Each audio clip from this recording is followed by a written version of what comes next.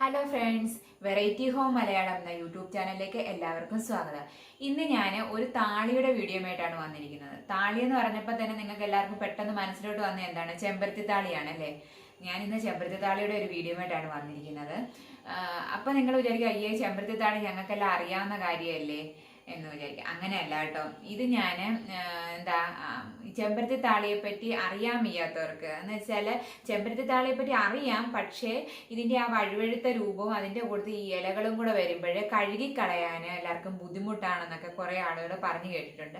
അങ്ങനെയുള്ളവർക്ക് വേണ്ടിയിട്ടുള്ള ഒരു മെത്തേഡാണ് ഞാൻ ഈ കാണിക്കുന്നത്. നമുക്ക് വീഡിയോയിലോട്ട് കടക്കാം. വീഡിയോയിലോട്ട് കടക്കുന്നതിന് മുമ്പായിട്ട് നിങ്ങൾക്ക് എൻ്റെ ഈ ചാനൽ ഇഷ്ടപ്പെട്ടാൽ ഒന്ന് ലൈക്ക് ചെയ്യുകയും സബ്സ്ക്രൈബ് ചെയ്യുകയും ഷെയർ ചെയ്യുകയും ചെയ്യുക. സബ്സ്ക്രൈബ് ചെയ്യുമ്പോൾ അടുത്തുള്ള ബെൽ ബട്ടൺ പ്രസ് ചെയ്യാൻ മറക്കരുത്. എങ്കിൽ മാത്രമേ ഞാനിടുന്ന വീഡിയോസൊക്കെ അപ്പം നിങ്ങൾക്ക് നോട്ടിഫിക്കേഷനായിട്ട് ലഭിക്കത്തുള്ളൂ. നമുക്ക് വീഡിയോ കണ്ടു നോക്കാം. ഞാനിവിടെ ചെമ്പരത്തിയുടെ ഇല എടുത്തിട്ടുണ്ട്.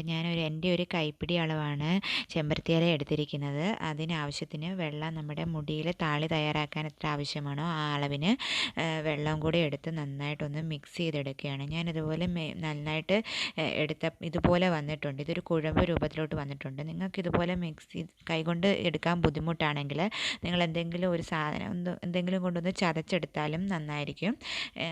ഇത് കട്ടിയില്ലാത്തതുകൊണ്ട് ഇത് തന്നെ ആയിരിക്കും എളുപ്പം. ഇത് നമ്മുടെ മുടിക്കൊക്കെ ഒരുപാട് നല്ലതാണ്. നാച്ചുറലായിട്ടുള്ള താളിയല്ലേ, അപ്പം കെമിക്കലൊന്നും ഇല്ലാത്തതുകൊണ്ട് ഇത് ഒരുപാട് നല്ലതാണ്. മുടി വളർച്ചയ്ക്കും മുടി നല്ല സ്മൂത്ത് ആൻഡ് ഷൈനി ആയിട്ട് കിടക്കുന്നതിനും ഒക്കെ ഈ ചെമ്പരത്തി താളി ഒരുപാട് നല്ലതാണ്. ഞാൻ ഇതുപോലെ ഒരു അരിപ്പ കൊണ്ട് ഇതൊന്ന് അരിച്ചെടുക്കുകയാണ്. ഇതിൻ്റെ ഇലയൊന്നും ഇതിനകത്തോട്ട് വരാത്ത പോലെ ഇത് അരിച്ചെടുക്കുകയാണ്. ഇപ്പം ഇത് ഈ ഒരു രൂപത്തിൽ വന്നിട്ടുണ്ട്. ഇത് നാച്ചുറലായിട്ടുള്ള ഒരു താളിയാണിത്. ഇതിനകത്തിൽ ഒരു ഇല പോലും ഇതിനകത്തിൽ ഇങ്ങനെ അരിച്ചെടുക്കുമ്പോൾ വരത്തില്ല. നമുക്ക് എല്ലാവർക്കും ഉള്ള ബുദ്ധിമുട്ടാണ്. നാച്ചുറലായിട്ടുള്ള താളി, ഈ ചെമ്പരത്തി താളിയാകുമ്പോൾ വഴുവഴുപ്പും അതിൻ്റെ കൂട്ടത്തിൽ ഈ ഇലകളും കൂടെ വരുമ്പോൾ കഴുകിക്കളയാൻ ഭയങ്കര ബുദ്ധിമുട്ടാണ്. അതുകൊണ്ട് എല്ലാവർക്കും ഉള്ളൊരു കംപ്ലൈൻ്റാണ്. അതുകൊണ്ടാണ് ചെമ്പരത്തി താളി ഉപയോഗിക്കാത്തതെന്ന്.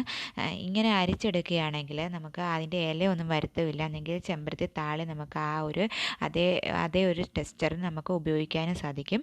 നിങ്ങൾക്ക് എൻ്റെ ഈ ഒരു ചെറിയ വീഡിയോ ഇഷ്ടപ്പെട്ടെന്ന് കരുതുന്നു. ഇഷ്ടപ്പെട്ടാൽ ലൈക്ക് ചെയ്യുകയും സബ്സ്ക്രൈബ് ചെയ്യുകയും ഷെയർ ചെയ്യുകയും ചെയ്യണം. വേറൊരു വീഡിയോയുമായി കാണാം. അതുവരേക്കും ബൈ ബൈ.